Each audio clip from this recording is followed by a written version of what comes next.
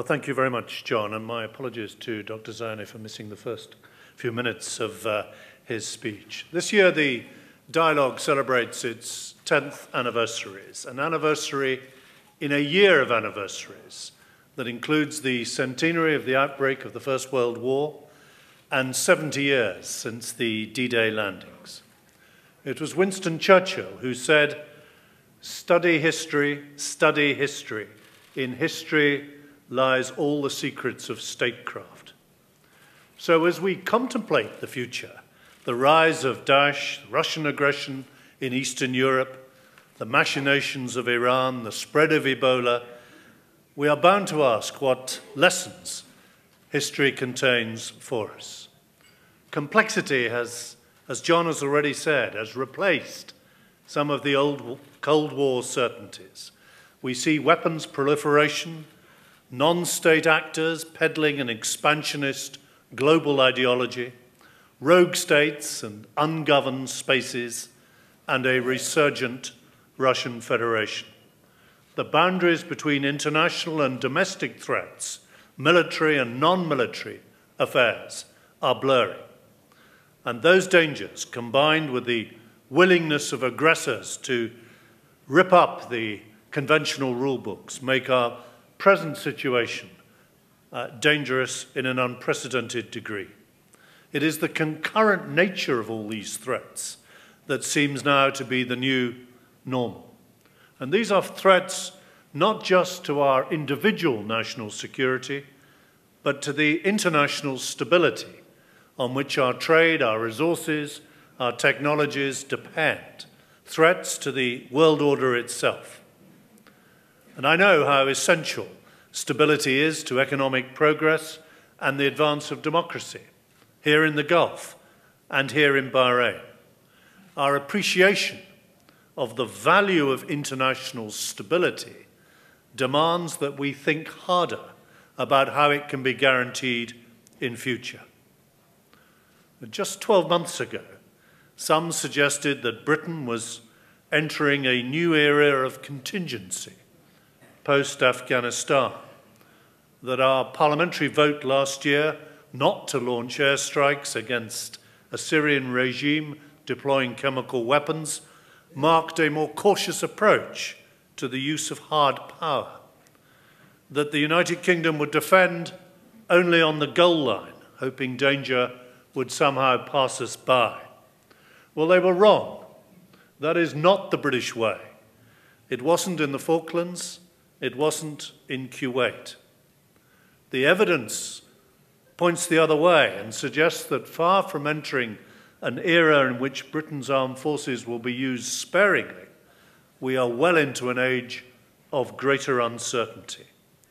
Our Strategic Defence and Security Review in 2010 concluded that we should assume a proactive role in defending our global rules-based system. And everything that has happened since has, in my view, reinforced that view, and I cannot see it changing in the successor review we will be launching next year. But achieving that ambition does mean learning at least two lessons from history. First, liberty is underpinned by armed forces that are credible. They are our deterrent. Forces that are not just well-equipped and well-trained, but are ready to deploy rapidly and at scale. Being capable is not enough. Our friends and our enemies alike must know that we individually have the political will to act and to use all the forces at our disposal. And there should be no doubt that Britain does and Britain will.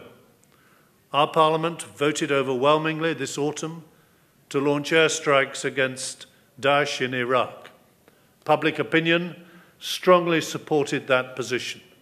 We can act and we will act where we need to, just as our friends in the Gulf have done. And we will use whichever of our forces are most appropriate. Against Daesh, we're contributing fast jets and surveillance aircraft. We're providing training equipment, and staff liaison officers. Now, we are not providing UK combat boots on the ground. Why not? The lesson from our experience in Afghanistan and elsewhere is that defeating insurgencies, of course, requires boots on the ground. But the best approach are local forces that are inclusive and enjoy popular support. That is why we are hard at work supporting the Iraqi government's rebuilding of their security forces, their development of a national guard, and the vital efforts at political reconciliation between Sunni, Shia, and Kurd.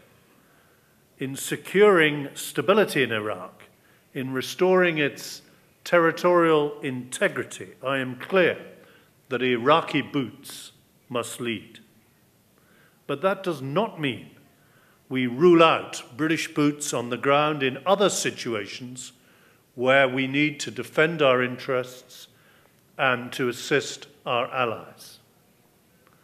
The second lesson from history, implicit in the title of today's session, is the importance of partnerships. The most modern conflicts have been defined by great coalitions, and the complex nature of our challenges today mean that no nation can afford to go it alone.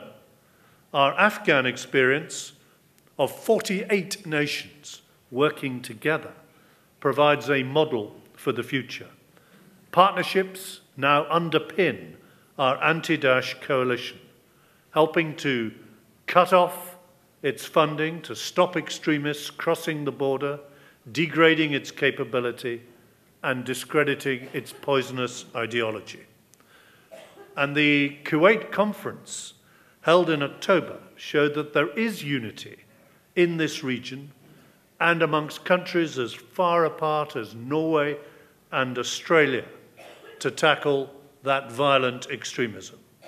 We need to grasp that opportunity, as the Crown Prince told us last night, to counter the extremist narrative and all those who propagate it.